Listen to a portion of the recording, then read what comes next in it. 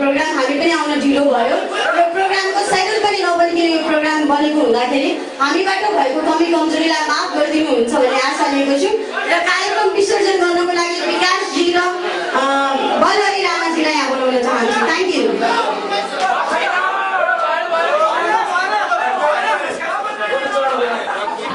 दस होला जोडेर बिन्ती गर्न चाहन्छु र यदि तपाईँहरू समक्ष म स्टेजमै पाउ गर्न चाहन्थेँ किनभने तपाईँ समक्ष हामी एकदमै आभारी छौँ।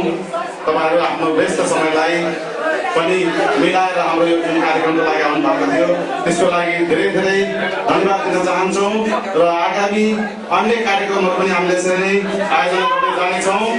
तर समय अभावको कारणले आज तपाईहरु समक्ष आजको यस साँझ यही समाप्त भएको घोषणा गर्दछु।